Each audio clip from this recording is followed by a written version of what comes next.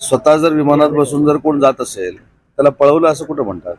पक्षप्रवेश कधी आहे? पण महत्वाचं असं आहे की काल दोन विमानं नांदेडमध्ये आले होते, त्यापैकी एका विमानात खासदार गेले 2 बसून, पण दुसऱ्या विमानातली माणसं अजूनही नांदेडमध्येच आहे. खरं तर या सगळ्या चर्चा ज्या होत आहेत, आता मी विमानातून उतरल्यानंतर UBTची दिल्लीतली पत्रकार परिषद बघितली. त्याच्यामुळे या सगळ्या गोष्टीची कल्पना माझ्यापेक्षा तुम्हाला जास्त आहे. कारण नांदेडमधनंच काल 2 खासदार इथनं गेले असं आपलं म्हणणं आहे आणि ते आता दिल्लीमध्ये आहेत. त्याच्यामुळं आपण संध्याकाळपर्यंत घडामोडींवर लक्ष ठेवू, नजर ठेवू. संध्याकाळपर्यंत काय घडतंय आपण पाहू, तुम्ही पण आणि मी पण. ऑपरेशन टायगर संपणार कधी आहे? 30 जूनची तारीख आहे का? ऑपरेशन टायगर तुम्हाला माहित असेल तर बघा, मी मागच्या वेळी देखील सांगितलं होतं की माननीय शिंदे साहेबांचं नेतृत्व हे महाराष्ट्राच्या जनतेमध्ये, देशाच्या जनतेमध्ये सर्वमान्य आहे. रोज प्रवेश होत आहे. त्याच्यामुळे खासदारांसाठी वेगळं टायगर ऑपरेशन, आमदारांसाठी वेगळं टायगर ऑपरेशन, नगरसेवकांसाठी वेगळं टायगर ऑपरेशन, असा कुठेही प्रयत्न शिंदे साहेबांनी केला नाही किंवा त्यांचे सहकारी म्हणून आम्ही कुठे केला नाही. तर आता साहेब शिंदे साहेब हे दिल्लीमध्ये आहेत हे काल तुमच्याच बातमीमधनं आम्हाला कळतंय. आता 2 खासदार इथनं, मी ज्या नांदेड विमानतळावर आलो त्या विमानतळावरनं कालच 2 खासदार हे दिल्लीला गेले, हे तुमच्याकडनंच मला कळलेलं आहे. त्याच्यामुळे मला असं वाटतं की आपण संध्याकाळपर्यंत जर थांबलो तर तुम्हाला पण आणि मला पण काही गोष्टी क्लिअर होतील. दुसऱ्यांदा जर बंड झालं तर महाराष्ट्रातील जनता खपून घेणार नाही असं वक्तव्य संजय राऊत यांनी. फार मोठा विनोद आहे तो, काय बोलायचं. 15 बघा, हाच प्रयोग, हीच चर्चा आम्ही ज्यावेळी गुवाहाटीला गेलो त्यावेळी झाली. त्याच्यामध्ये आमदार साहेब होते, हे पण आमदार साहेब होते, हे होते, हे नव्यानं झाले. ठीक आहे, पण नव्यानं झाले ना, नव्यानं झाले की नाही. जर असं काय आम्ही केलं असतं तर पूर्ण जनतेनं जुने आमदार देखील निवडून दिले नसते आणि नवीन आमदार देखील निवडून आले नसते. त्याच्यामुळे आमचे कदम साहेब नव्यानं निवडून आले, याचा अर्थ शिंदे साहेबांवर महाराष्ट्रातल्या जनतेचा विश्वास आहे. आणि दुसरी महत्वाची गोष्ट की हा गांडू आहे, तो गांडू आहे, हे काही शब्दप्रयोग राजकारणामध्ये चांगले नाही. शेवटी राजकारणामध्ये जनता ठरवत असते, मतदार ठरवत असतात काय करायचं ते. आणि आमच्या बाजूनं नगरपालिकांमध्ये कौल आला, महानगरपालिकेला कौल आला, जिल्हा परिषद पंचायत समिती कौल आला, तर मतदारांचा कौल महत्वाचा असतो.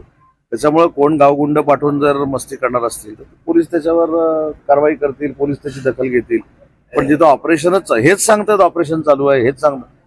कसं आहे की आपल्या माणसावर आपणच जर विश्वास ठेवतो तो शेवटी नाईलाजानं ह्या सगळ्या प्रक्रिया करत असतो. जर स्वतःचा विश्वास आपल्या माणसावर ठेवला नाही अशा गोष्टी होत नाहीत. त्याच्यामुळे म्हणून मी सांगितलं की शिंदे साहेब दिल्लीमध्ये आहेत, हे देखील तुमच्याकडनं आम्हाला कळलेलं आहे. 6 आमदार UBTच्या पत्रकार परिषदेला नाही, हे तुमच्याकडनं आम्हाला कळलेलं आहे. मला देखील उत्सुकता लागलेली आहे की संध्याकाळपर्यंत काय घडणार आहे. ओमराजे निंबाळकरांवर दबाव होता, तुमच्या बाजूने जर निकाल पाहिजे असेल तर आमच्याकडे या, असं वक्तव्य संजय राऊत यांनी केलंय. म्हणजे ज्युडिशरीवर त्यांनी एक लक्षात घ्या, संजय राऊत साहेबांचा हा स्वभाव आहे, ज्युडिशरीवर टीका करणं, त्याच्यानंतर निवडणूक आयोगावर टीका करणं, आमच्या सगळ्यांवर टीका करणं. मुद्दा असा राहतो, टीकेचं परिवर्तन मतामध्ये झालंय का? एवढ्या निवडणुका झाल्या, नगरपालिकेच्या निवडणुका झाल्या, खासदारकीच्या निवडणुका झाल्या, आमदारकीच्या निवडणुका झाल्या, त्याच्यामध्ये कुठेही या टीकेचं रूपांतर मतामध्ये झालेलं नाही.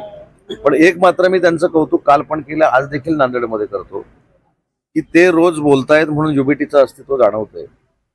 ते जर पत्रकार परिषद घ्यायचे थांबले तर तुम्ही पण मला सांगा UBTचं अस्तित्व काय. त्याच्यामुळं UBTचं जे काय असेल ते अस्तित्व टिकवण्यामध्ये संजय राऊतांचा फार मोठा सिंहाचा वाटा आहे. आणि गेले 4 वर्ष ते अशाच पद्धतीची बदनामी करतायत, पण या बदनामीचं रूपांतर कधीही मतामध्ये झालं नाही. आणि शिवसेना जी शिंदे साहेबांची आणि वंदनीय बाळासाहेबांच्या विचाराची ज्या शिवसेनेमध्ये आम्ही काम करतोय त्या शिवसेनेवर कधी परिणाम झाला. महायुतीचं उद्या मतदान होणार आहे. आता एकनाथ शिंदे गटामध्ये जे आहे ते नागेश पाटील आष्टीकर येणार आहे.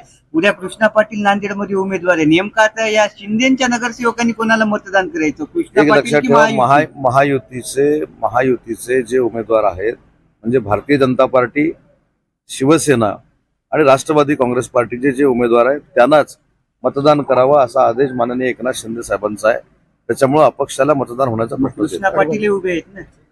आता नावं मला माहित नाहीत, मी एवढा अभ्यास कोणाचा केला नाही.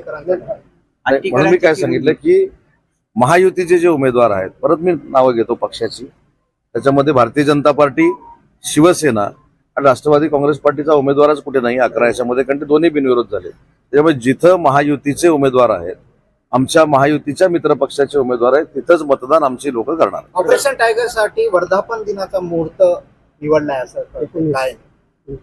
तर आपण संध्याकाळपर्यंत थांबू ना. माझं असं म्हणणं आहे की मी तुम्हाला जेवढं कुतूहल आहे ना, त्याच्यापेक्षा दुपटीनं कुतूहल मला देखील आहे की संध्याकाळपर्यंत काय होणार आहे, उद्यापर्यंत काय होणार आहे, 19 तारखेला काय होणार आहे. त्याच्यामुळे ह्या सगळ्या गोष्टी जरा आपण वेळेवर काळावर सोडून देऊ. संध्याकाळी जाताना परत आपण बोलू. तुमच्याकडे काही आकडा वगैरे आहे का, किती खासदार आहेत अजून येणारे? तर एकूण टोटल युबीटीची आकडा 9च आहे, तर त्याच्यापेक्षा जास्त कसे येऊ शकतात. त्याच्यामुळं येण्यावर चर्चा झाली नाही, परंतु ते गैरहजर राहतील, ते गैरहजर राहून शिंदे साहेबांच्या संपर्कात आहेत, ते शिंदे साहेबांबरोबर जातील. हा अविश्वास 15 कोटीचा संबंध नाही. हा विश्वास दाखवल्यामुळेच, अविश्वास दाखवल्यामुळेच कदाचित हे 6 खासदार युबीटीच्या पत्रकार परिषदेला नसावे. मराठी दुसऱ्यांदा बंड होतोय उद्धव ठाकरेंच्या बद्दल का नाराजी असेल एवढी?